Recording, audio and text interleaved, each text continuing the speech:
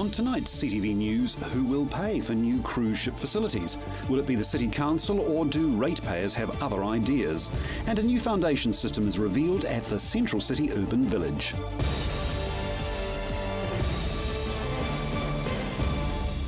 This is CTV News. I'm Grant Mangan. A city councillor says the cash-strapped Christchurch City Council might have to stump up $20 million to build a new wharf for cruise ships in Lyttelton.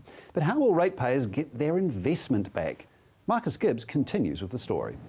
It's a $20 million question. Who should help Lyttelton Port pay for a proposed new wharf for cruise ships? The port's only willing to pay $20 million for the new wharf, half the cost of the actual build. Christchurch City Councillor Raf Manji says the council may need to pay the rest. If we can show that the city will be better off by having the cruise ship terminal there, it may make sense for the council to put some money up for that. Canterbury tourism figures show that if the new wharf is built and Akaroa and Lyttelton are sharing the cruise ship traffic, the region will earn $127 million in extra visitor spending over 10 years. However, the port is hesitant about spending that $40 million on a new wharf, when the port only earns $2.5 million a year from the cruise ships. Financially, it doesn't make sense for our company. Yesterday, the owner of Christchurch's trams, gondola and punting attractions told CTV News the wharf needed to be built to help keep tourism companies afloat. His business has lost 70% of visitors since the cruise ships left Lyttelton more than 3 years ago. His would be one business that would benefit if they returned. Tourism operators will benefit, maybe not so much the local economy. However, Councillor Manji can understand why the port is hesitant to invest the full $40 million. A lot of ports around the world are finding that they're missing out on the economic impact because these ships are becoming more like floating cities. So actually they get to the point where they actually have retail on board the ships.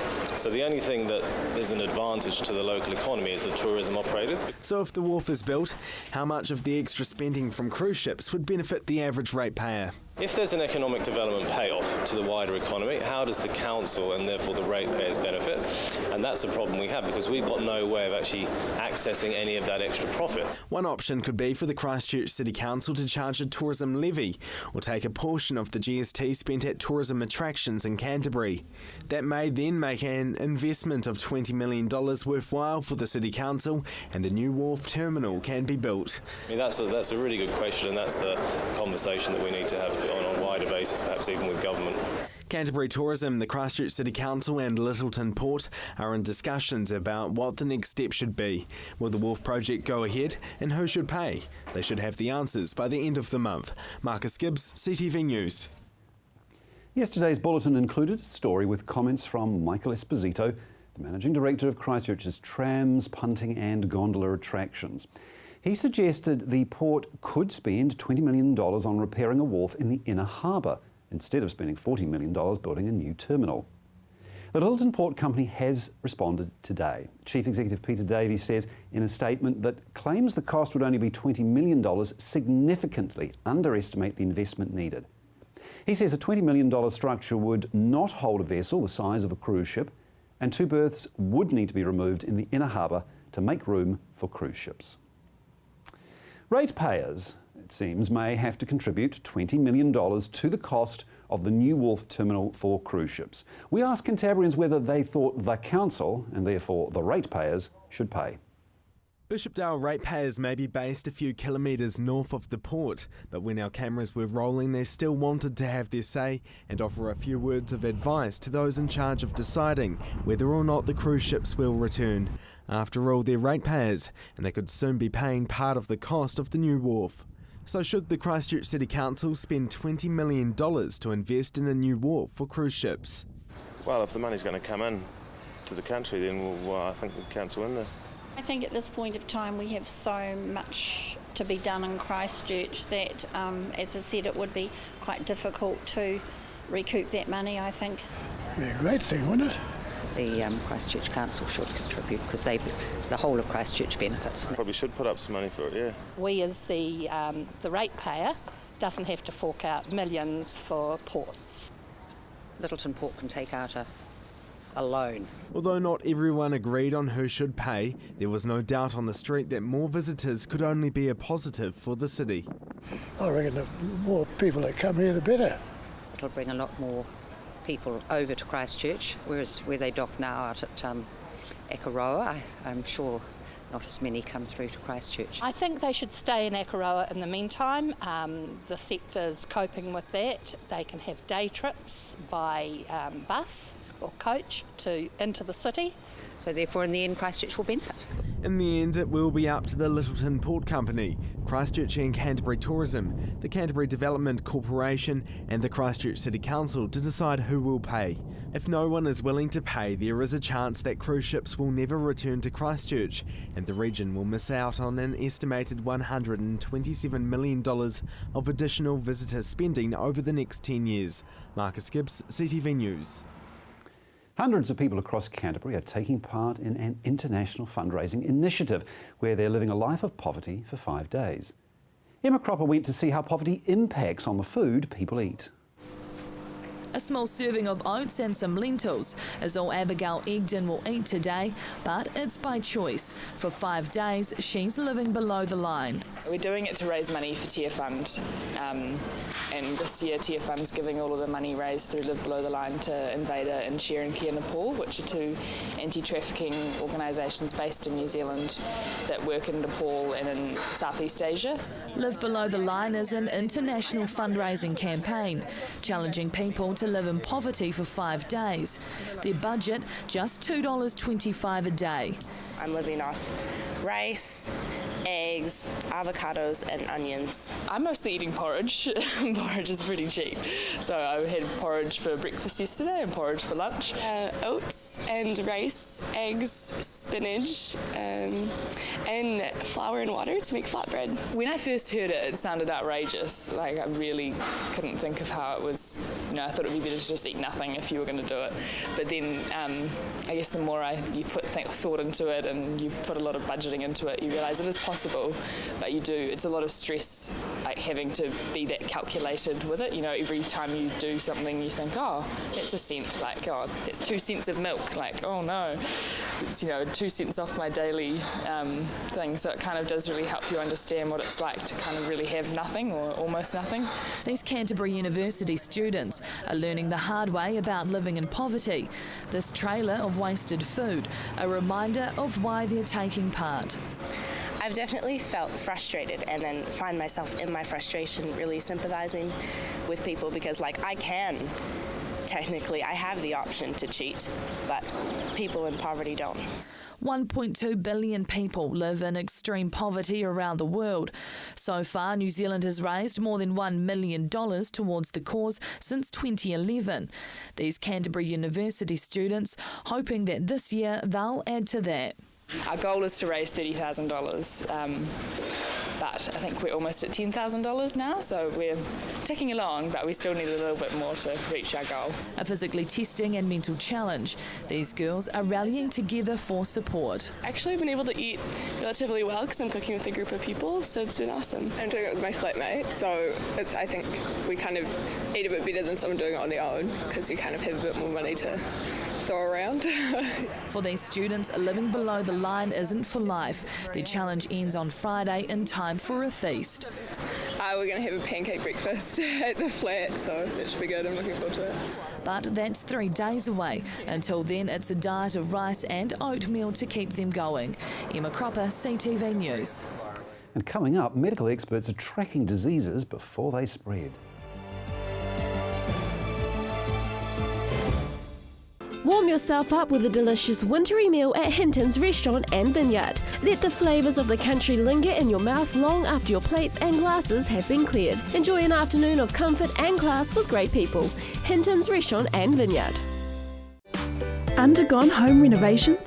Looking for that special something to complete a room? Look no further than the Hitching Post. Their extensive range ensures you can find that special something.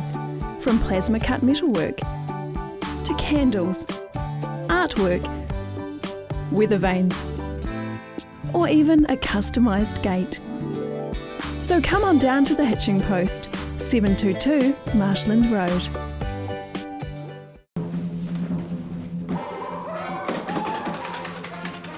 Avoid the monkeys when it comes to relocating. Trust A1 Movers, a family business since 1993 that guarantees a professional job every time. We carefully handle and wrap your valued items, ensuring they have a safe journey. Secure storage and insurance options are also available. A1 Movers, the careful, caring, moving company. Oi! Pestral has the latest technology that repels rats and mice and even helps control cockroaches. Covers walls, ceilings and open spaces. Combines electromagnetic, ultrasonic and ionic technologies. Harmless to pets and people, just plug it in. Order your Pestral rodent-free today. Now $149.90 plus courier. Order within 20 minutes and get it courier free. Call 0800 88 88 44 or go to pestral.co.nz.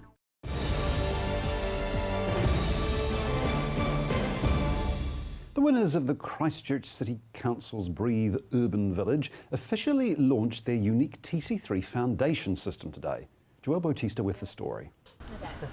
The Armadillo T3 foundation system, invented by Fabio Parodi of Cresco Engineers and the winners of the Christchurch City Council's Breathe competition. Officially launched in Christchurch today, CTV News went to a worksite where the Armadillo Foundation is already being used and to learn what makes the system different. The other system, in case of earthquake, if they have a problem with the ejecting points, they are in troubles because they can't access and repair, whereas the Armadillo, using the jacking pads at the perimeter, can be easily fixed just in case. The benefits for residential and commercial developers. Safety is one, obviously is one benefit, but also cost effectiveness, because the Armadillo results generally more affordable than other systems on TC3 lands. A winning feature for this design was the resilience.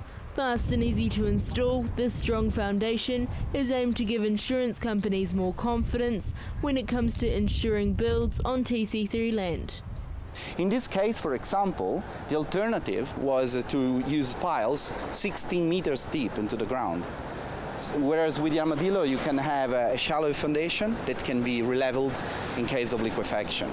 Fabio Parodi says constructed out of cardboard, the Armadillo is renewable and recyclable.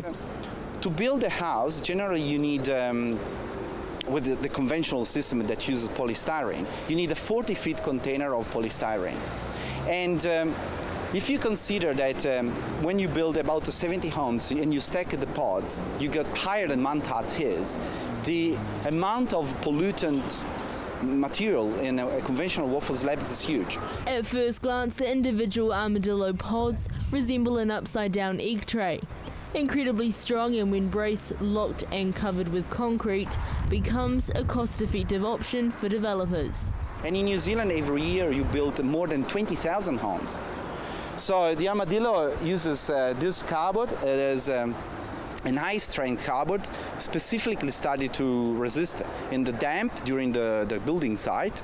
But it's a sacrificial formwork, so it can also degrade over the time. It doesn't matter, because it's the concrete that delivers the strength to the foundation. For this house, 180 pods have been used. When construction is complete, the total number used will be around 250. Getting a closer look at the pods, Fabio says another benefit are the thermal mirrors placed inside. Inside of each of these pods, they are concealed by the pods, there are these reflective mirrors. They are made with mylar, the same material used by astronauts to protect against the cold and hot. The structural engineer believes the design puts Christchurch on the global map. Leading in eco-technology, Fabio Parodi hopes the Armadillo will spread to other earthquake-affected countries. So my next step is to improve the system over the time, to assist my clients here and to get it done properly.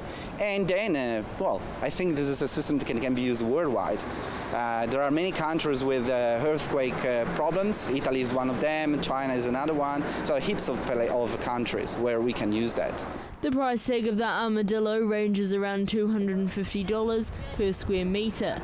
Current competitor prices sit around $400. Joelle Bautista, CTV News. These school holidays, future robotic engineers have been crafting new creations. Next year, the very best of the students will represent New Zealand at the World Championships. These little robots are small but powerful and pretty dangerous looking. It looks a bit like a scorpion, does it? Yeah. That was our design. 60 students from 9 different schools have spent 2 days this week building new and wild creations at CPIT as part of a robotics boot camp. We've been designing and building robots, VEX IQ robots, for a robotics competition that could be happening at the end of the year. And they've got teams that they've been put together in, and they've had to come to solutions that are totally unique and innovative. New Zealand isn't new to robotics. A national team has been the world champions of VEX robotics for the last 6 years.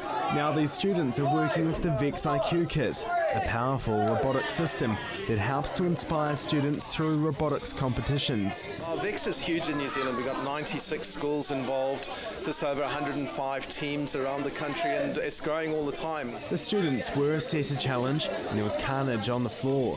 We made this for a game that we're playing. We have to get balls onto a kind of like a hoop kind of thing. It's a competition to inspire passion for science and technology in high school students, and we're doing that by creating a field of dreams, and that's what the kids really enjoy. There were lots of new skills for the students to learn today. It's quite hard to control. Yeah. You got to get used to it. St Joseph's School took out the top prize for design. Their Scorpion is a menacing looking clawbot. Yeah, we were like the first team finished because all of us built Lego. Yeah. So we kind of knew, so we added lots of creative stuff. The hope is that the best of this group will compete in a national competition this December and the Worlds in April next year. Also, we could potentially get a team from the South Island up to that stage. Would be fantastic. It was a fun school holiday program that proved to be a great way for the students to develop skills as they continue their learning journey as the next generation of robotic engineers. Marcus Gibbs, CTV News. Canterbury medical experts are tracking diseases before they become community outbreaks. Tracing software has been developed to help community and public health. In New Zealand, there are more than 50 notifiable diseases. Many of these are quick-spreading infections. Here in Canterbury, all diseases in the last 6 months have been traced and slowed down. Canterbury Medical Officer of Health, Dr. Raymond Pink, says once health professionals such as GPs become aware of a case, they notify the Community and Public Health Division of the Canterbury DHB. The process is called contact tracing. The aim is to stop the transmission of the infection to another or several other people. Dr. Raymond Pink says the next step is contacting the affected person, providing them with appropriate health advice and identifying who else may already be at risk. A tracing software has been developed to identify the relationships between people with the disease and track the interventions put in place. Every measure used to prevent the spread of the disease in the community differs depending on the illness. Dr. Pink says in Ashburton's hepatitis A outbreak last year, the illness was stopped with 7 public vaccination clinics promoting hand washing. The team also encouraged staff who handle food on a regular basis to also be vaccinated. Illnesses such as tuberculosis, the Canterbury Health staff ensure isolation of the person is put in place for either the infectious period or the duration of the illness. To reduce the risk of catching disease, Dr. Raymond Pink says washing hands and keeping up with vaccinations are the 2 best protection measures. Still to come, Kaiapoi rebuilds, and we've your local weather update. Pestral has the latest technology that repels rats and mice and even helps control cockroaches. Covers walls, ceilings and open spaces. Combines electromagnetic, ultrasonic and ionic technologies. Harmless to pets and people, just plug it in. Order your Pestral rodent-free today. Now $149.90 plus courier. Order within 20 minutes and get it courier free. Call 0800 88 88 44 or go to pestral.co.nz.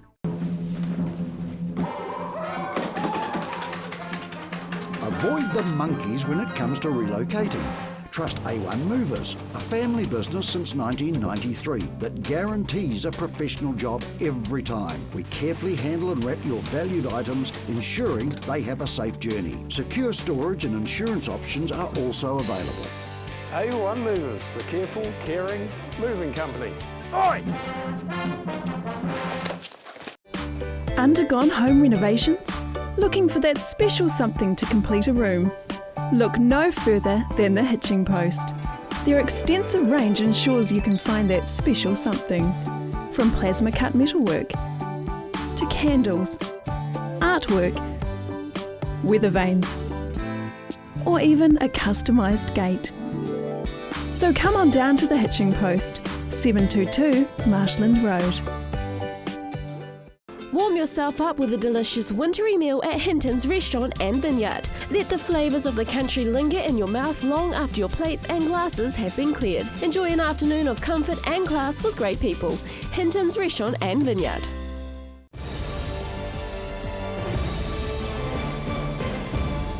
CTV's Rob Cope-Williams has been checking out life north of the Waimakariri River. One of his first stops was Kaiapoi, where he spoke with Simon Markham from the Waimakariri District Council. This town took a real hit through the September 2010 earthquake, and it's 4 years on next week. But out of this disaster has come some real opportunity now. After a lot of pain and redevelopment, opportunities have opened up, and to bring it back better than it was before in terms of the town centre in particular. So we're seeing now very much into the rebuild phase. We've had some developments completed, and certainly a lot on the drawing boards and in the early stages of construction. So what we can see coming up in 2015 is a reasonable amount of ribbon cutting, starting with the library, service centre, museum, art display space that the Waimakariri District Council will be completing in January. That's a major facility in the centre of the town, and that's a really good facility for foot traffic and of course for all of the services that are available there. We've got on the north side of the town centre or of the river in the town centre, we've got private redevelopments that are now in the early stages of construction or advanced stages of planning, and they'll come to fruition through 2015, and that'll help bring the north bank of the river alive. The council's got some advanced work happening on the riverbank redevelopment, so we're spending about $10 million redeveloping the wharf, Truslow Park redevelopment, which is currently under construction. The Coast Guard building is being prepared to be rebuilt. So it's after a long period of planning and speculation about the future. I think it's looking really good. Now we've got the opportunity to refocus the commercial heart of the town towards the river and take advantage of a great setting and the recreational opportunities that represents. There are some issues to be addressed around the ecology of the river and its river function as well. So there's a project team on that at the present time. About a quarter of the housing in the town was earthquake affected through red zoning, and people have ended up living in locations that were not their first choice. So in that aspect, I think there's room for optimism as well. I think in Kaiapoi the mood is on the up. There are still people who are in the throes of insurance process in their own lives, and we need to respect that and acknowledge that. But the red zone areas have all but vacated, other than those who have decided to retain their property, and we're in a process of engagement with the community around the future use opportunities that the red zone presents. And it's good to be able to focus on the future. There is cause for optimism. For more stories from across the Waimakariri River, watch Going North, which screens on CTV on Thursdays at 8 p.m. Time now to check out your regional weather. Good evening, Canterbury. Let's take a look at your region's weather. First in Timaru, Temuka and Geraldine, they had the region's low on 18. Methven quite warmer on 20, but Ashburton and Methven were slightly cooler back on 18. I hope you've been enjoying the sunshine. Darfield, Leiston and Ralston had a sunny high of 20 degrees. Lincoln 20, Christchurch slightly warmer, hitting a high of 21. Heading over to Akaroa, warmer yet again on 22 degrees. Heading north to Rangiora, Kaipoi and Amberley, they had a high of 21.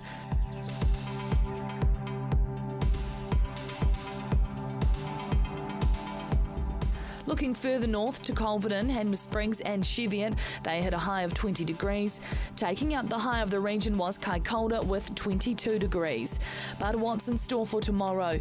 In Timaru, a few sunny periods at first, but mostly cloudy later on with a few afternoon showers possible and some light southerly winds. Hitting an overnight low of 8 and a high of 13 degrees.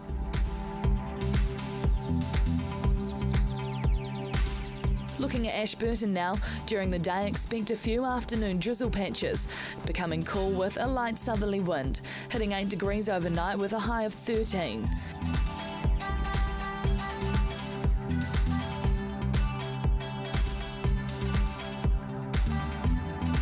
In Christchurch, a cloudy and cool Thursday in store with a risk of afternoon showers and light winds tending southerly, hitting an overnight low of 8 and a high of 13 degrees.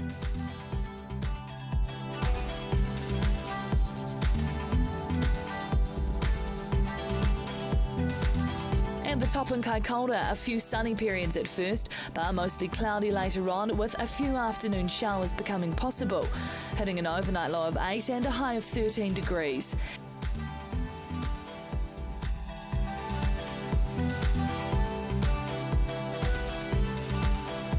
And in other areas around the region, Temuka and Geraldine a high of 13 and low of 7. Methven and Rakaia cloudy all day, hitting a high of 13 degrees. Darfield, Leiston, Ralston and also Lincoln there expect a high of 13 with cloud for most parts of the day. Over in Akaroa, 7 overnight with a high of 13 throughout the day. Further north in Rangiora, Kaipoi and Amberley, cloudy for most parts of the day, hitting a high of 13. At the top in Culverden, Hanmer Springs and Cheviot, expect a high of 13 degrees. And looking ahead for what's in store for the rest of Canterbury. Fine from Friday through to Monday, with mostly sunny skies and moderate northeasterly winds. Expect high cloud at times, and temperatures are about average for this time of the year. Cloudy on Tuesday with showers developing and colder southwesterlies freshening. And that is all for your Wednesday's weather. Enjoy the rest of your evening. And that's CTV News for Wednesday. I'm Grant Mangan. Good night.